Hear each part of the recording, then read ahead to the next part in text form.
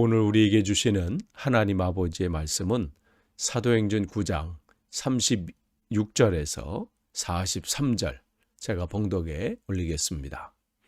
요바에 다비다라 하는 여제자가 있으니 그 이름을 번역하면 도르가라. 선행과 구제하는 일이 심히 많더니 그때 병들어 죽음에 시체를 씻어 다락에 누이니라. 룻다가 요바에서 가까운지라. 제자들이 베드로가 거기 있음을 듣고 두 사람을 보내어 지체 말고 와달라고 간청하여 베드로가 일어나 그들과 함께 가서 이르매 그들이 데리고 다락방에 올라가니 모든 과부가 베드로 곁에 서서 울며 도로가가 그들과 함께 있을 때에 지은 속옷과 겉옷을 다 내보이거늘 베드로가 이 사람을 다 내보내고 무릎을 꿇고 기도하고 돌이켜 시체를 향하여 이르되 다비다야 일어나라 하니 그가 눈을 떠 베드로를 보고 일어나 앉는지라. 베드로가 손을 내밀어 일으키고 성도들과 과부들을 불러들여 그가 살아난 것을 보이니 온 요파 사람이 알고 많은 사람이 주를 믿더라. 베드로가 요파에 여러 날 있어 시몬이라 하는 무두장의 집에 머무니라. 아멘. 다시 한번 오늘 새벽 기도에 이렇게 함께 하나님께 예배하는 여러분들에게 하나님의 큰 은혜가 함께하기를 간절히 축원합니다. 우리가 사도행전 말씀 계속 나누고 있습니다. 오늘은 9장 36절에서 43절이에요. 베드로가 복음을 증거하는 가운데 지금 지난주 금요일 날은 이제 중풍병자 애니야를 치유하는 그런 역사가 나타났다면 오늘은 그 생을 마감한 그 다비다라 하는 주님의 성도, 주의 백성을 다시 살리는 그런 기적을 행하게 되지요. 여기 보면 요빠, 우리가 잘 아는 것은 요나가 주님의 낯을 피해서 떠났던 그 항구죠. 거기에 이제 다비다라고 하는 여제자가 있으니 이름을 번역하면 도르가라.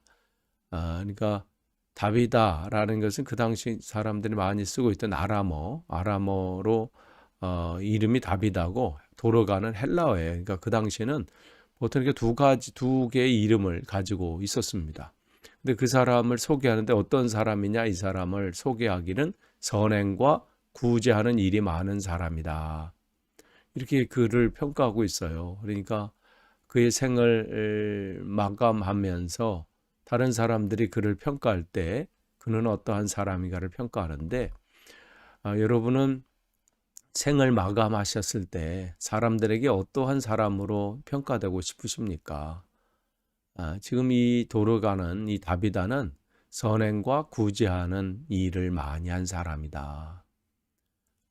그렇게 표현하고 있는데 그때 병들어 죽음의 시체를 씻어 다락에 누이니라. 끝난 것이죠. 이제 염을 해가지고 끝난 거예요. 그럴 때 사람들이 38절에 룻다라는 곳에 요바에 가까운데 그곳에 이제 베드로가 있었잖아요. 이제 그곳에서 이제 애니야라고 하는 그 중풍병자를 이제 치유하는 사건이 있었는데 그곳에 이제 가서 간청해서 와달라고 하는 거죠. 그러니까 이들은 그 애니야 사건을 알고 있었던 것이죠. 그 다음에 베드로를 통해서 또 하나님의 능력이 임하기를 사모하고 간청하는 마음으로 그들을 보냅니다. 그러면서 베드로가 왔을 때 거기에 그에게 이 다비다에게서 도움을 받았던 거기 보면 이제 모든 과부들이 와서 곡을 하면서 베드로에게 간청을 하죠. 이 사람을 좀 살려주십시오. 그러면서 자기들의 은혜를 입었던 지은 속옷과 겉옷을 다 내보이거늘, 즉 그에게 도움을 받았던 그러한 것들을 이제 보여주는 것이죠. 우리가 이 사람에게 이러한 도움을 받았고 또한 그가 이렇게 이 일들을 지금 하고 있었다는 또 증거들을 또 보여주는 거예요. 이렇게 해서 우리와 같이 가난한 사람들 지금 구제하는 일에 앞장서고 있었습니다. 그러니 이분은 이렇게 해서는 지금 이 상황이 돼서는 안 됩니다 하면서 자기들이 받았던 은혜와 또 이분을 통해서 또한 이분이 지금 앞으로 어떠한 일들을 더 하고 있어야 될 일들을 지금 보여주고 있는 것이죠. 특별히 이 겉옷이라고 하는 것은 우리가 복음서에서 우리가 알고 있듯이 또 성경에서 그 가치에 대해서 표현하고 있잖아요. 그것은 단순히 겉옷이 아니라 그것은 이 여행자들에게, 순례객들이나 여행자들에게 이불의 역할도 하고 뜨거운 태양을 피하는 이 보호 장구이기도 해요. 그래서 그건 굉장히 고가의 물건입니다. 그러니까 이러한 것들을 이 가난한 자들에게는 쉽지 않은 것인데 그들에게 공급했다는 것은 바로 이분이 실제적으로 가난한 이들을 돕고 있다는 거예요. 그러니까 말로만 뭐 따뜻하게 하라, 덥게 하라, 뭐 이렇게 말한 것이 아니라 이 다비다라는 이 제자는, 주의 성도는 정말 자기 가지고 있는 것을 가지고 자기만을 위해서 사는 것이 아니라 정말 필요로 하는 이들에게 구체적으로 도왔다는 것이죠. 바로 이것이 우리의 제자들의 삶의 모습이어야 합니다. 그러면서 이제 그것을 보고 이제 40절에 보시면 베드로가 그들을 다 내보냈어요. 여기서 내보냈다는 것은 그냥 우리 그냥 내보냈다 그러니까 말해서 이게 아니라 여기 이 단어 속에 뭐가 담겨져 있냐면요, 강제적으로 내보냈다 이런 의미가 있어요. 그러니까 그들을 강제적으로 내보낸 거면서 이것을 통해서 우리가 그 베드로가 예전에 기억난 게 있을 거예요. 그 회당장 야이로의 딸을 치유하러 할 때 사람들이 믿지도 않고 오히려 여기서 더 크게 고가고 했을 때 그들 이제 제자 외에는 데리고 들어가지 않았잖아요. 그러한 상황을 베드로가 또 뭐 기억을 했을 수도 있지요. 어쨌든 그러한 상황 가운데 그를 이제 내보내고 이제 여기서 기도하는데 어떻게 기도하고 있어요? 무릎을 꿇고 기도하고 있어요. 당시에 기도의 일반적인 모습은 손을 들어서 서서 기도하는 거예요. 그래서 우리가 잘 아는 이 세리와 바리새인의 기도를 통해서도 바리새인은 남들이 이제 보란 듯이 구별되어 서서 막 이렇게 기도하잖아요. 따로 서서 이렇게, 그러니까 다른 사람과 섞이지 않도록 돋보이도록 이렇게 따로 서서 이렇게 기도하는 모습을 봤다면 세리는 멀리 서서 이렇게 기도하고 있었죠. 그런데 지금 무릎을 꿇었다는 것은 특별한 지금 간청의 방법이에요. 그러니까 하나님의 은혜가 어느 때보다 필요하다는 그러한 표현이죠. 그러니까 자기의 능력으로 할 수 없고 하나님의 능력이 특별히 지금 임해야 이 하나님의 임하기를 지금 간청하는 그러한 기도입니다. 그러면서 정말 하나님에 간구하는 것이죠. 여러분이 정말 지금 어떠한 문제를 놓고 어떠한 상황을 놓고 기도하시지요. 정말 하나님 앞에 정말 간절히 간청하는 마음으로 여러분이 기도할 때 하나님의 놀라운 역사 있기를 소망합니다. 그러면서 다비다야 일어나라 이렇게 선포하잖아요. 그건 하나님의 능력을 간구하는 거예요. 그럴 때 어떻게 해요? 그가 눈을 떠 베드로를 보고 일어나 앉는지라. 그러면서 41절에 베드로가 손을 내밀어 일으키니 성도들과 과부들을 불러 그가 살아나는 것을 보이니. 그래서 다비다에 일어나라. 이건 예수님께서 하셨던 그 사역 중에 하나죠. 달리다쿰, 소녀에 일어나라. 여기서도 마찬가지예요. 다비다에 일어나라. 다비다쿰 이렇게 겠죠. 쿰이 일어나라는 거니까. 그러니까 하나님의 능력이 임하는 순간이죠. 여러분의 삶 속에 정말 일어나야 할 부분이 뭐가 있습니까? 무엇 때문에 여러분이 혹시 주저앉아 있는 것이 있습니까?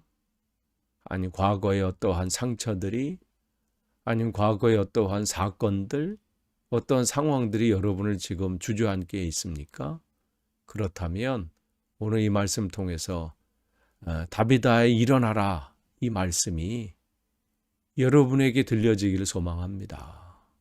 일어나야 됩니다. 우린 주저앉아 있을 때가 아니에요. 지금은 깨어서 일어나서 주의 사명을 열심 가운데 사명을 감당해야 할 때입니다. 오늘도 여러분에게 이러한 회복되는 역사가 일어나길 간절히 축원합니다. 그런 역사가 일어난 거예요. 그러니까 42절에 보시면 그 욥바에 있는 모든 사람들이 많은 사람이 주를 믿더라. 그러니까 이런 기적 사건을 통해서 복음이 증거되는 것을 보게 되지요. 그러니까 지금 사도행전에서 이 누가는 베드로의 이 여러 가지 이런 기적의 사건들, 치유의 사건들, 또 베드로와 또 초대교회를 통해서 일어나는 그러한 사건들을 통해서 복음이 증거되고 또 확장되는 것을 말해주고 싶은 거예요. 그러니까 하나님은 그 시대에 그때마다 복음이 증거되고 확장되는 것을 위해서 하나님의 놀라운 역사들을 우리를 통해서 나타내십니다. 그렇기 때문에 이 시대도 여러분 우리가 복음 증거를 위해서 하나님의 능력이 필요할 때 여러분 간구하세요. 하나님, 내 저 영혼을 살리는데 또 한 영혼이 주께로 돌아오는데 하나님의 은혜가 필요하고 하나님의 강력한 개입하심이 필요합니다. 여러분이 그것을 믿고 의지하고 하나님 앞에 간구하시고 선포하는 그러한 우리들이 되길 원합니다. 우리의 욕심과 욕망을 드러내는 것이 아니라 하나님의 나라 확장을 위해서 우리가 간구할 때는 역사하는 힘이 많습니다. 바로 그 일들이 일어난 거예요. 그러니까 우리가 복음의 증거를 위해서 우리가 이러한 능력을 구할 필요가 있어요. 우리에게 필요한 하나님의 은혜를 구하셔야 합니다. 지혜가 필요하면요, 지혜를 구하세요. 하나님, 내가 복음을 증거하는데 내게 지혜가 필요합니다. 담대함이 필요하시면 담대함을 구하시고 우리가 필요한 것이죠. 바로 그러한 은혜가 있었던 거예요. 그래서 교회들이 어떻게 성장해 나가고 있는지를 우리는 보게 되는 겁니다. 그러니까 단순히 죽은 자가 살아났다, 중풍병자가 치유됐다, 어떠한 기적이 나타났다, 이게 관심이 아니라 하나님께서 복음을 증거하고 또 하나님의 나라를 확장하시는 데 있어서 어떠한 일을 지금 동원하고 계시고 어떠한 일들을 하고 계시는지 우리는 주목할 필요가 있습니다. 그런데 그 43절에 보면 욥바에서 이제 여러 날 있어서 지금 머문 사람 집이 어디예요? 무두장이에요. 무두장이라는 것은 가죽을 이렇게 만드는 사람이에요. 그러니까 이 무두장이 옛날 성경에 이제 우리 개역 성경에 보면 피장이라고 돼 있죠. 무두장이, 즉 이 사람들은 이 동물을 죽이고 그 시체를 이제 털과 가죽을 이제 취급하는 사람들이잖아요. 그러니까 그 당시 율법이나 유대인들에게 있어서는 부정한 사람이고 가까이 하지 않는 사람들이에요. 그러니까 이 직업은 또 그 예수님 당시에는 죄인으로 취급할 만큼 가까이 하지 않았거든요. 그런데 지금 베드로가 어떻게 하고 있어요? 그 집에 머물고 있는 거예요. 그러니까 이만큼 지금 물론 아직까지도 베드로가 그 율법이나 또 그들이 가지고 있는 규례, 규칙 여기에 완전히 자유롭진 못해요. 그렇지만 지금 복음 증거를 위해서 어떻게 해요? 점점점 자기의 틀을 깨고 있는 것을 우리는 보게 됩니다. 이런 자기가 가지고 있는 고정관념, 이런 틀, 이런 것이 이제 우리가 내일 살펴볼 10장서부터 이렇게 보면 고넬료를 만나는 그 사건을 통해서 완전히 깨어지는 그런 일들이 일어나게 되잖아요. 그러니까 우리가 기억해야 될 게 있어요. 우리가 복음을 증거하고 이 땅에 하나님 나라가 확장되길 위해서 우리가 지금 하나님께서 우리를 이곳에 심으셨고 우리를 보내셨잖아요. 그렇다면 우리가 그 일을 함에 있어서 내가 가지고 있는 고정관념은 뭔가?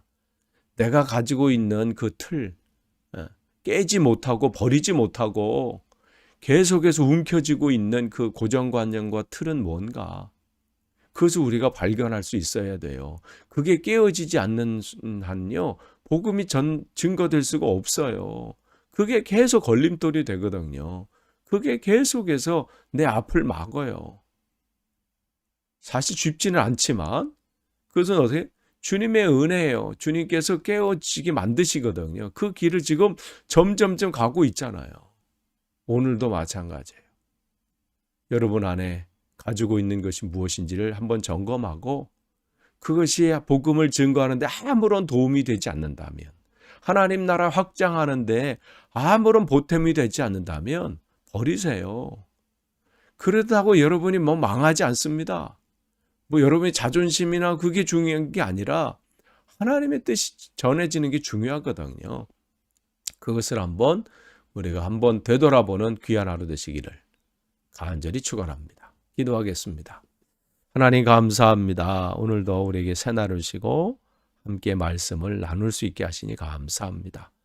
오늘 말씀이 오늘 하루의 삶 속에 또 주님을 더 알아가는 귀한 말씀으로 되새겨지는 귀한 시간이 되게 하옵소서. 예수님의 이름으로 기도하옵나이다. 아멘.